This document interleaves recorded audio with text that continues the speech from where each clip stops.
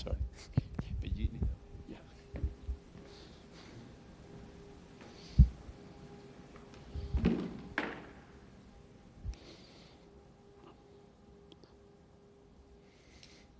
So our next speaker is Mohamed Husain, who's at Virginia Tech.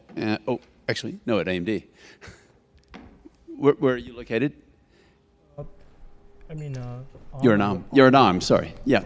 Who did the work while at Virginia Tech, but now is at ARM. And he's going to talk about Stretch, which is a fault-driven DSM runtime for distributed multi-threaded applications. So thank you.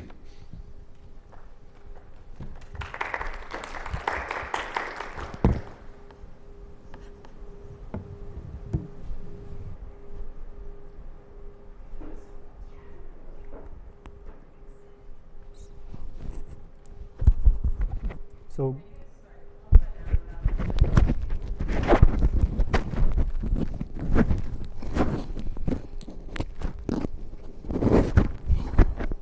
good afternoon, everyone.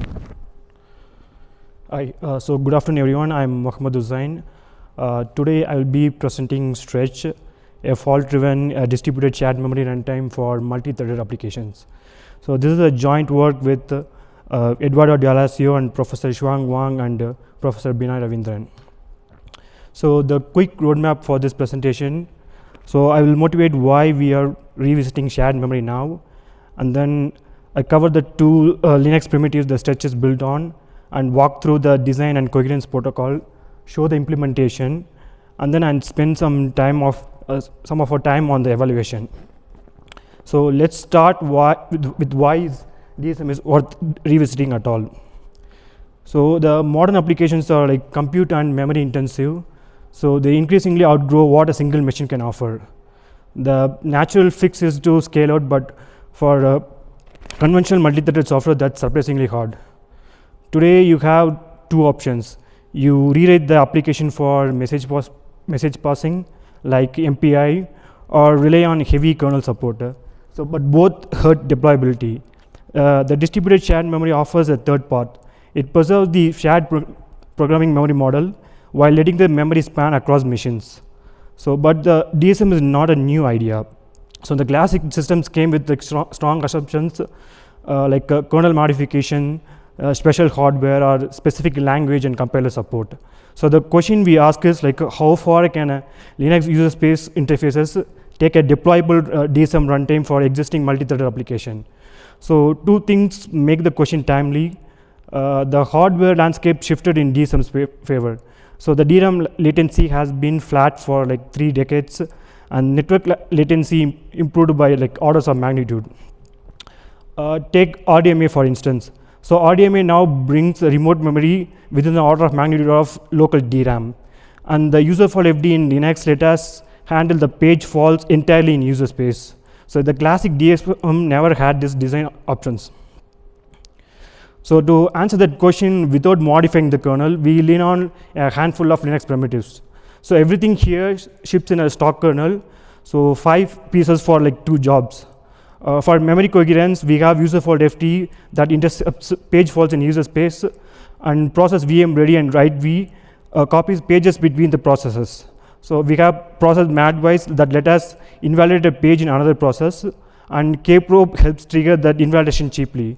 For execution placement, so CRIU checkpoints and restores the full process state. So the takeaway here is like no custom kernel module or driver or patch, just the interfaces, they are already there. So 2 of these do the heavy lifting. So let me spend a moment on each. So userfaultfd first. Normally when a thread touches a page that isn't there, kernel handles a fault. So userfaultfd flips that. A processor can register a memory region and have the page first delivered to it, and then resolve them from the user space instead. So it means we can turn any ordinary memory access into a protocol event, even without touching the kernel. Now there are 3 kinds of page fault. Let's see which one handles userfaultfd handles. So first one is the not present fault, which means there is address mappings, but there is no resident frame. And the second one is the protection fault. So this is like an access violation. It's mostly like a right to a read-only copy. And the third one is the addressing fault. So there is an address doesn't have any value mapping at all. So it is just a bug, it's delivered as a segmentation fault. For stretch, the first two are exactly the events we need. So a 0% fault tells us the page is missing or it has been invalidated. A protection fault is a write to read-only copy. So this is how we detect a remote write before it even happens. So those maps directly into two transitions of our MSI protocol we care about.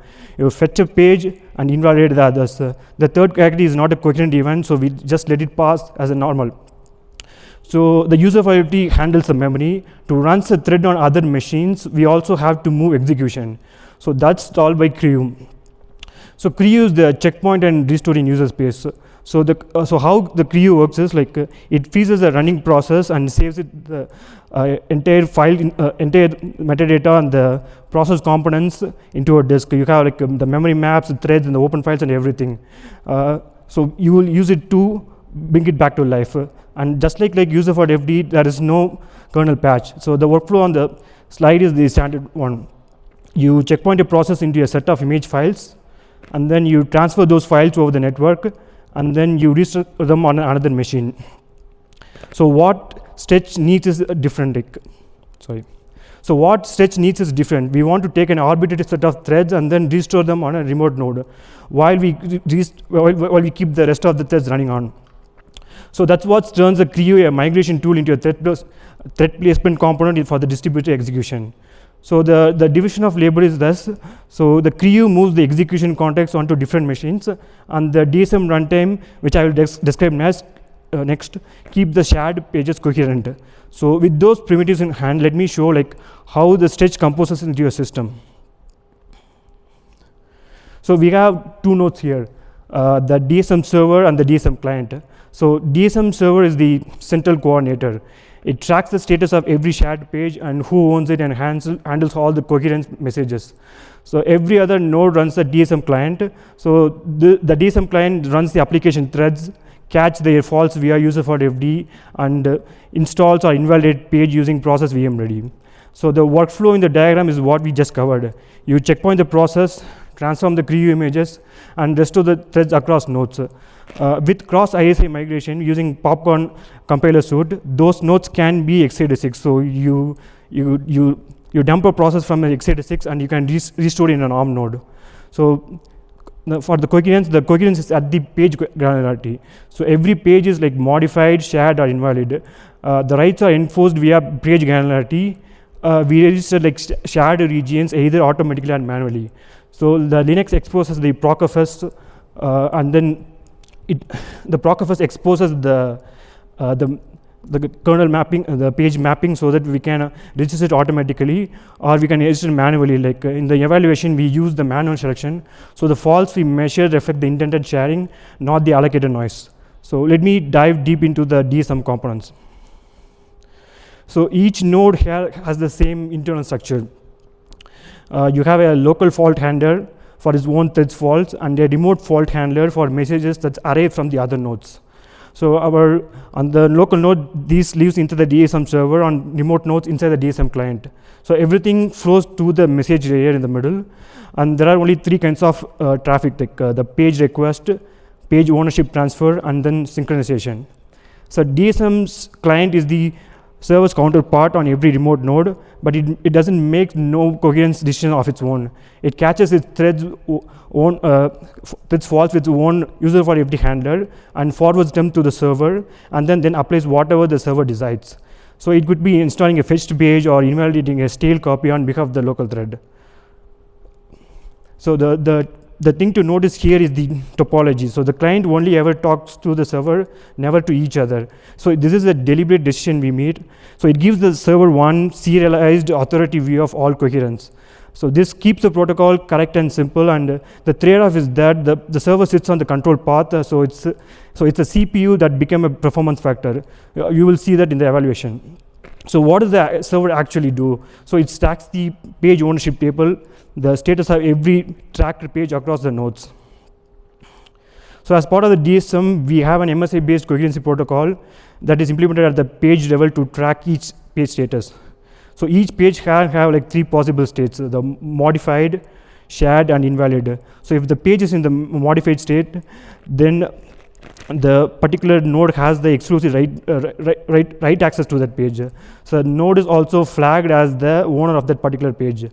A shared state indicates that node has a read access to that page. So one or more nodes can have an identical copies. They are collectively called as the owners of that page. So there is also the invalid state. So if the node tries to read or write to an invalid page, it triggers a page fault with userfaultfd, and the latest copy of the page will be transferred to that node. So now the actual page ownership table. So this is the server's authority view of the world. There's one row per shared page, all from the local node's perspective. So the page states here are modified, shared, or invalid, and who owns it, and which nodes hold the shared copies. So the first page in the row, the status is modified and the owner is the local node. So it has the only writable copies, and every other node is marked stale, since the local node is the executive writer. Next, the second page is in the shared state, which means the identical copies of the page exist in multiple nodes called as the shared owners. Third, we have an invalid page. This is from the local node's point of view, and the owner is in the remote node 1. So the local node doesn't have a valid page. So if a thread from the local node tries to access it, the DSM server knows where the page resides and try to access it, retrieve it. The shared rows in the second and fourth row, it has like multiple owners, and all are marked as a read only.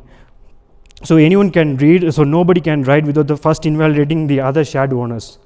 The thing is, this is that at max there's only one writable copy of any page exists at a time, and because every fault routes through this one table on one server, this is where the centralization cost lives. So which is why the results show the server CPU is the sink factor.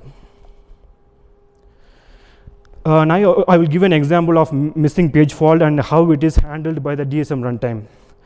So the application thread on the remote node 1 falls on a particular page, so it is a missing page fault. Its local handler turns it into a page request, and the page request is sent across the message layer to the server. And then the server consults its own page ownership table, and it sends the get remote page message to fetch the page from the remote node. And then the remote node ships the page back to the DSM server, and then to the remote node 1, and the original requested, and then which resolves the page fault. So the synchronization is built on the same fault mechanism. I will explain the barrier protocol. The nice property here is that synchronization uses the exact same fault mechanism. So the barrier page is just another userfaultfd registered page. So these faults we interpret as synchronization events instead of coherence request. There are no new channel or extra kernel mechanism. I will walk through the 5-phase barrier protocol. First, we have a local barrier. So threads within each node sync locally first. So all the internode work is finished before any cross-node communication starts. The global barrier. So as shown in the diagram on the left, there is one representative thread per nodes falls in the barrier page, sending the barrier hit to the server, and the server waits for all nodes and then release to each. So page exchange. So between the two global barriers, node falls in the shared pages. They will need next, and then that's the page fault and the page data exchange in the middle. So everyone has a consistent copies before receiving. And then we have like a global barrier confirm. So the representative thread fault again to the signal page exchange is complete, and then the server confirms that all nodes are done. So each node releases its local threads, and then the computation resumes. So the picture on the left is the key idea I'm trying to convey. So there are many local threads, but there is only one representative thread per node that actually talks to the server. So that's what keeps the barrier traffic proportional to the number of nodes and not the number of threads. And to cover the mutexes, the mutex also follow the same pattern. You occur locally and then write fault on the dedicated block page, and then the server serializes the request and grants to one client. And there is a second fault for unlock. So this is best for like coarse-grained critical checksum, since each occur causes a round-trip message through the message layer. Because it's all handled through the fault, there is no exchange in the application code. It's run fine even without the stretch actually. So that's the design. So next question is how it performs. So I will start with the cost of a single coherence operation. So for this experiment, we have 3 nodes. A server acts as a coherence authority, 1 client holding a page and 1 client requesting it. We measure the round-trip latency of a single page ownership transfer over TCP and RDMA, and we'll see the number of cores we give the server. At single core, RDMA is actually worse than TCP. So 300 milliseconds compared to 225 for TCP. So RDMA is supposed to be the fast path. The reason is that our RDMA path relies on busy polling on a completion queue. So with only 1 core, the polling contents with the fault handler and then application for the same CPU. So RDMA only pays off when you dedicate cores to the DSM server. So if you have any core pressure, the plain PCB is the safer choice. So that's the cost for like one operation. The real question is like how it works for a full application. Let me explain the experiment setup. So we have like 2 setups, the homogeneous one and the heterogeneous one. So on the left, we have the homogeneous cluster. This is 4 identical AMD EPIC servers on Cloud Lab. So 1 DSM server, 3 clients connected over ConnectX network cards, and we run both TCP and RDMA here. This is where we measure execution time and measure scaling on the Phoenix suite. On the right, we have the heterogeneous cluster, and Intel Xeon as the main x86 node plus 4 Raspberry Pi ARM boards, and they act as a worker node, and they are all connected over TCP. Here we measure 2 things. One is the execution time, and then the energy efficiency. Since the whole point of offloading to the lower power is the lower power ARM board is the energy angle. The first setup answers to the question like, does our page granularity DSM scale on what sort of access pattern? And the second one answers a different question. Does this coherence runtime work across architectures? So let's start with the scaling question. So Phoenix benchmark on the homogeneous cluster. So in this evaluation, we found one factor that predicts the performance.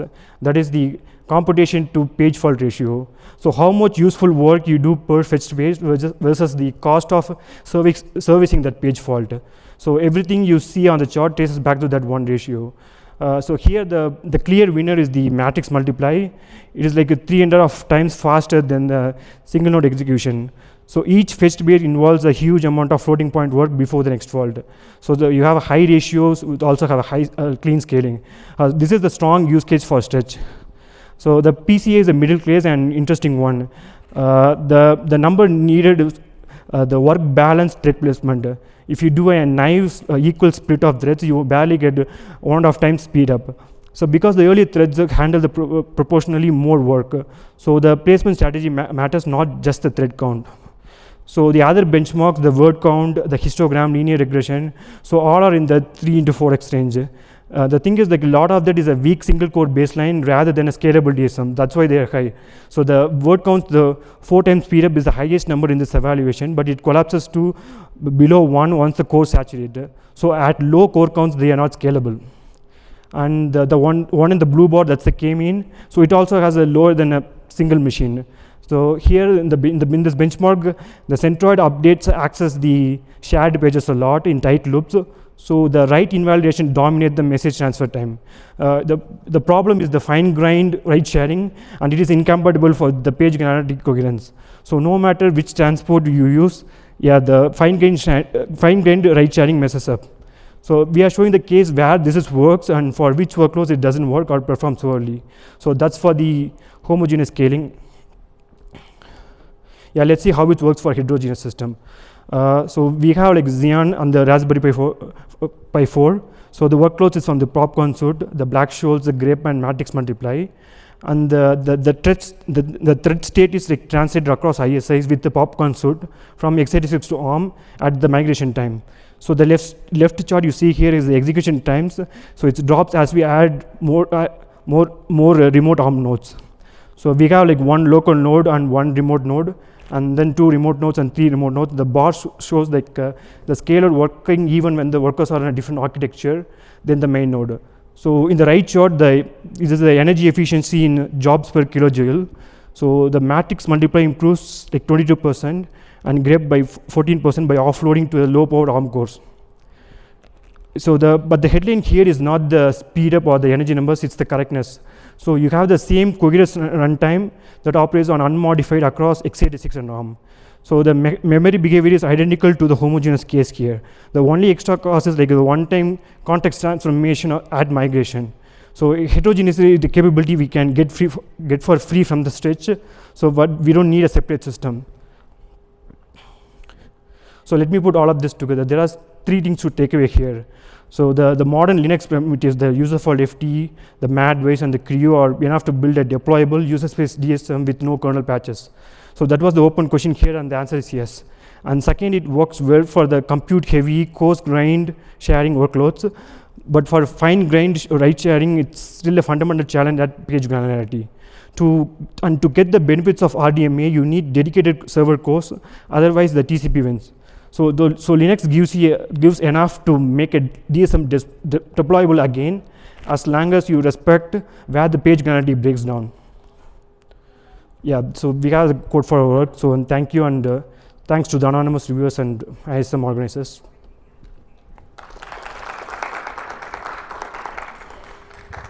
Thank you. We have time for some questions.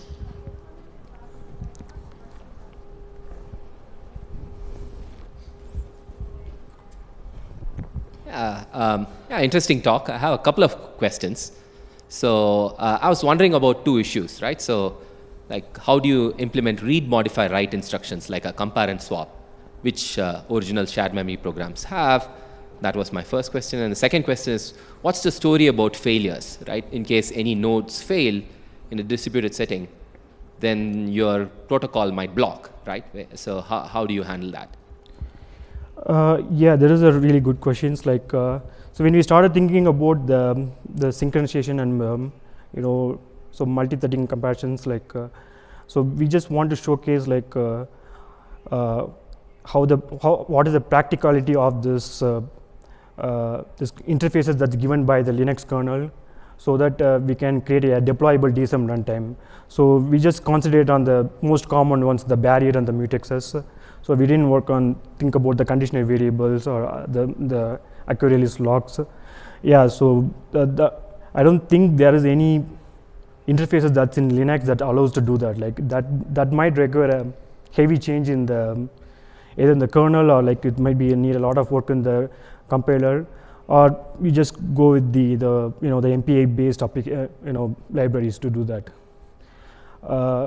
And for your second question, yeah, so if any of the server fails, yeah, the whole system, not the server, even the client fails, the whole system fails. Like, yeah, we didn't think about in the point of fault tolerance or in any way. Like, we didn't even think about in the way of security. So we only saw it as the point of the practicality of the how to create a DSM system just with the modern tool that Linux offers.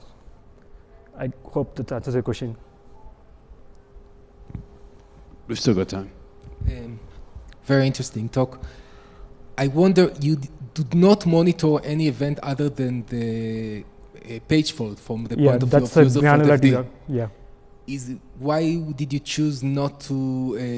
I mean, you could have done a different thing of being cooperative userfaultfd, not outside of the process, but you decided both to be outside of the process in a non-cooperative userfaultfd and not to monitor other events. So what's the benefit of that? So what do you mean the other events? That I couldn't understand the question. A simpler solution would have been to use userfaultfd, but to be part of the application, some kind of parasite code. The other solution would be to sit outside of the application, but to monitor other userfaultfd events like remapping, unmapping, in order to support wider events, more diverse events. But you chose not to do either one of those. Can you explain the rationale? Actually, so in the first versions, we actually used the compile plugin that is part of the CRIU. Like this is like a parasite code, like that sits outside but that incurs like a lot of lot of overhead. So we went with the process MAD-wise. When I first started working out, you can't use the MAD-wise event on another process. You can only do it on their own process. So we just and then after then the Linux introduced the way to change the page level modification with the process advice. So yeah, we ended up using that. Yeah, in fact, we tried that parasite code, but there's a lot of overhead. Okay, thank you. Great. Let's thank Mohamed for the talk.